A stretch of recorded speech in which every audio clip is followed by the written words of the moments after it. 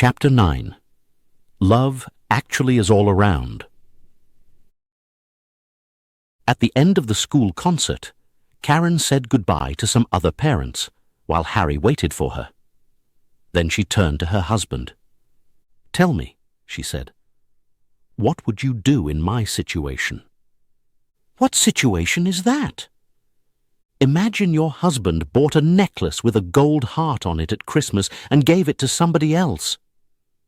"Oh, Karen. Would you wait to find out if it's just a necklace? Or if it's sex and a necklace?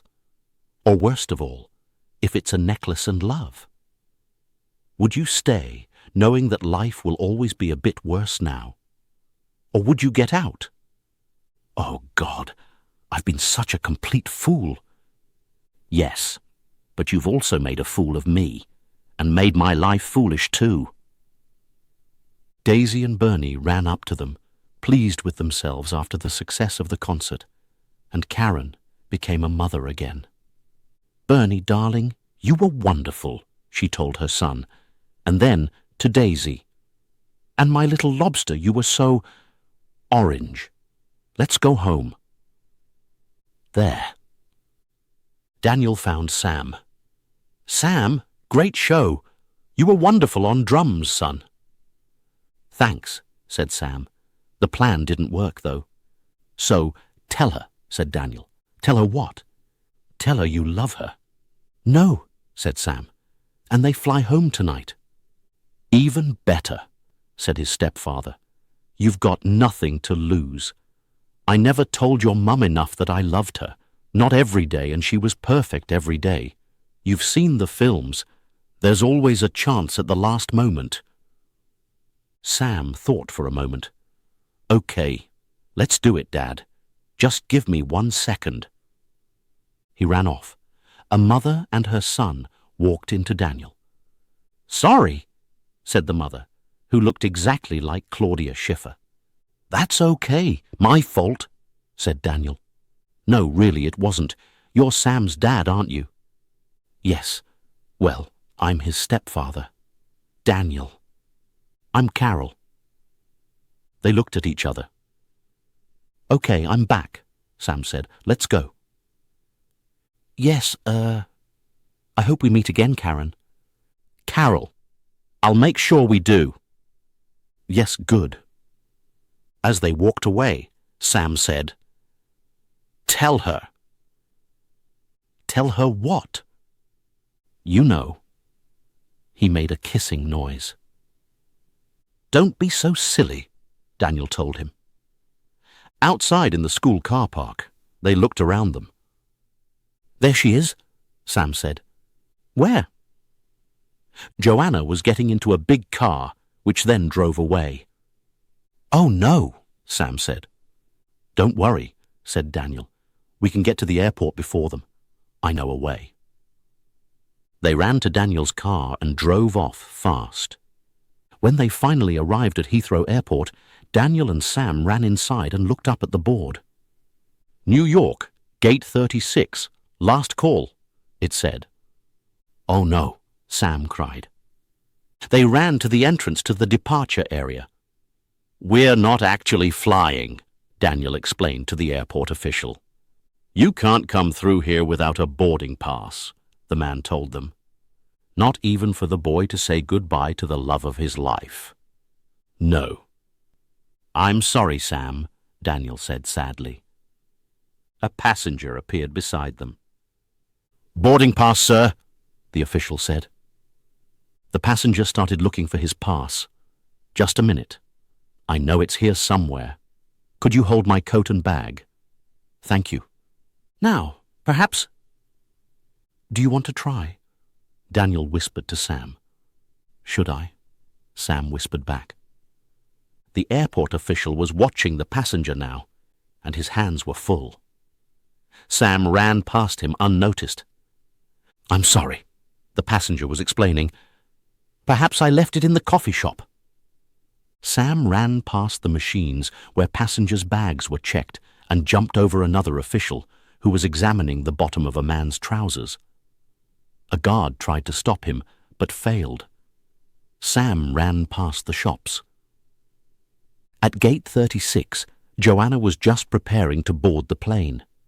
There were guards between Sam and her, but their eyes were on a television screen. On it, Billy Mack was singing "Christmas is All Around" while taking all his clothes off. Sam ran past the guards. The guards turned and ran after him. "Joanna!" Sam called. "Sam?" said Joanna. "I thought you didn't know my name," Sam said. "Of course I do." The guards had arrived. "I've got to run," Sam told her. The guards led him out of the departure area towards Daniel, who was waiting anxiously. As Sam waved at Daniel, he felt a hand on his shoulder and turned. Joanna kissed him on the cheek and then ran back to her plane. Sam went happily to Daniel, who lifted him high into the air. In a poor part of Marseille, in the south of France, Jamie's taxi stopped in a narrow, dirty street. He got out and knocked on a door. A big man of about 60 opened it. "Good evening, Mr. Barros," Jamie said in Portuguese. "I would like to marry your daughter. I hope that you will give me your permission." "You wish to marry my daughter?" "Yes." Mr. Barros called back into the house. "Come here quickly. There is a man at the door." A very large Portuguese girl came through a plastic curtain from the next room. "He wants to marry you, Sophia," Mr. Barros told his daughter. "But I've never met him before," Sophia replied. "That doesn't matter," her father said. "You're going to sell me to a complete stranger." "Sell? Who said sell? I'll pay him to take you." A neighbor, an old lady, appeared on the stairs to listen. "Ah, excuse me," said Jamie, still in Portuguese, but making mistakes now. "I mean, your other daughter, Aurelia." "Aurelia is not here," Mr. Barros told Jamie. "She's at work. I'll take you." He turned to Sophia. "You! Stay here!" "No!" said Sophia. All four of them, including the old lady, started walking down the street. They passed a small restaurant where a family was having dinner. "Father is going to sell Aurelia to this Englishman," Sophia informed the family. The family left their dinner and followed. They didn't want to miss this. More and more people joined them as the story of Jamie and Aurelia grew and changed. "They say he is going to kill Aurelia," one child told another. About 40 people were now walking through the streets of Marseille. "Great!" the second child said happily. A fruit seller at the side of the road stopped selling fruit and joined them. Finally, the whole crowd followed Mr. Barros into a small Portuguese restaurant. Mr. Barros spoke to the owner. "Where is Aurelia?" "Why should I tell you?" "This man wants to marry her." "He can't do that," said the owner. "She's our best waitress." At that moment, Aurelia appeared, holding plates of food. She saw Jamie and her eyes widened. She put the plates down. "Good evening, Aurelia," Jamie said in Portuguese. "Good evening, Jamie," she replied. There was silence. The whole restaurant was listening now. "Beautiful Aurelia," Jamie began in slow, careful Portuguese. "I have come here to ask you to be my wife. I know I seem mad because I don't really know you, but everything is clear to me. We can live here, or you can live with me in England." "Choose England," Sophia advised. "You might meet Prince William, and then you can marry him instead." "Shh," Mr. Barros told her crossly. Aurelia said nothing. "Of course I don't expect you to say yes," Jamie continued, "but it's Christmas, and I wanted to check." "Say yes, you undersized fool," said Sophia. "Thank you," Aurelia said, very slowly in English. "That will be nice." "Yes," is my answer. Easy question. "What did you say?" Mr. Barros asked his daughter. Yes, of course, Aurelia replied in Portuguese. You learnt English? Jamie asked. I thought... maybe. They kissed. Then Sophia pulled Jamie away from her sister and kissed him loudly on the mouth. Their father did the same. A month later, at Heathrow Airport, a lot of people were leaving the arrivals hall. As Billy came through the gate with a beautiful, tall girl, Joe stepped out of the waiting crowd to meet him. Hello, Daisy, he said. This one's Greta, Billy told him. Hello, Greta. Jamie arrived next with Aurelia. He introduced her to Peter and Juliet.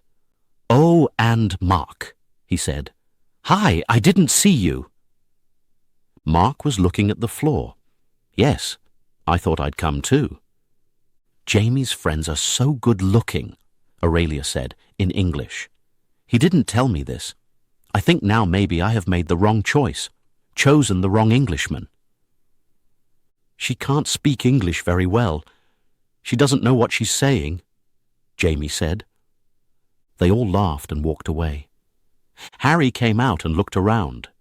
Yes, Karen was there, with Daisy and Bernie. The children held a big sign with Welcome Home Dad on it. Harry looked shyly at Karen. Then he kissed her. How are you? He asked. I'm fine, she said. Good to have you back, she said formally. She turned to the children. Come on, home, she said. Joanna arrived with her family. There she is, Sam cried. He ran up to her, then stopped and shook her hand. Hi, Joanna said. Hello. Why doesn't he kiss her? Daniel whispered to Carol, who was standing beside him. They've got time, Carol reminded him. Suddenly, there were journalists and cameras everywhere. The Prime Minister came through the gate, surrounded by bodyguards. Natalie ran through the crowd, put her arms round him and held him tightly. Then she jumped up into his arms and put her legs round his waist. You're so heavy, the Prime Minister told Natalie. Oh, shut your mouth! They walked happily away, and all around them, people were smiling and kissing their friends and relatives. Love, actually, was all around.